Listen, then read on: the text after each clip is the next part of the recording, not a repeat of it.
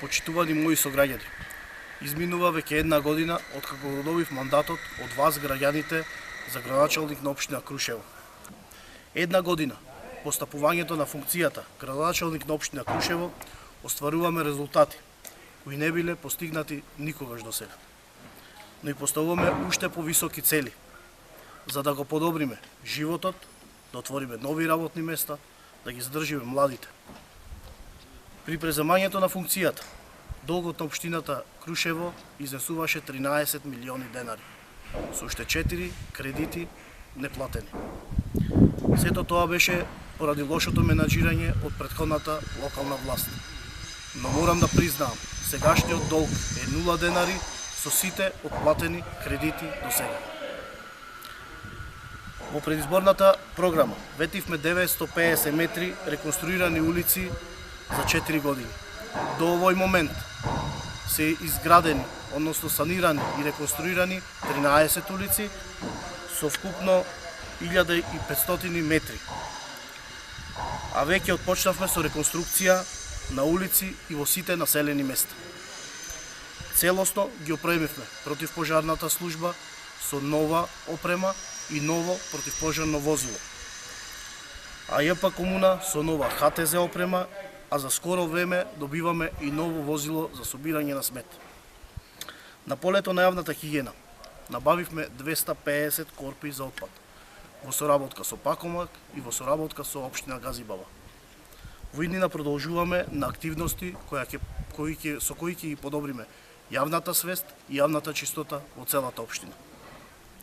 Како прва општина во Република Македонија подобивме проектот од 500.000 евра преку ИПА-2 програмата на Европската Унија.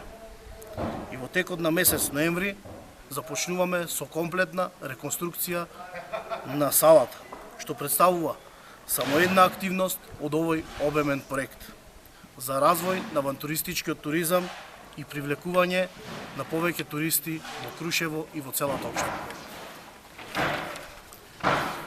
Во тек е реконструкција на горната училишна зграда, со што ќе го зачуваме уникатниот историски лик, а си поставивме цел овој објект да го пренамениме во младински културен центар, каде младите подобро ќе предонесуваат за развој на нашата општина. Отпочнавме со изработка на идејно решение и основен проект за громното место на нашата поп-музичка звезда и наш сограѓанин Тоше Проевски. По претходно одобрени средства на владата на Република Македонија, со ова, а во најскоро време, ќе овозможиме достојно и уредно почивалиште за нашата музичка звезда. Во изминатите 365 дена работевме и на условите, на подобрување на условите за развој на туризмот. Во соработка со Агенцијата за промоција и поддршка на туризмот, поставивме нова професионална вештачка трева на самото полетувалиште за параглайдеристите на Мечки Камен, а оспособивме и ставивме во потреба уште едно ново полетувалиште. Со ова ги подобруваме условите за развој на авантуристичкиот туризам, а општина Крушево ја промовираме скоро на сите саеми.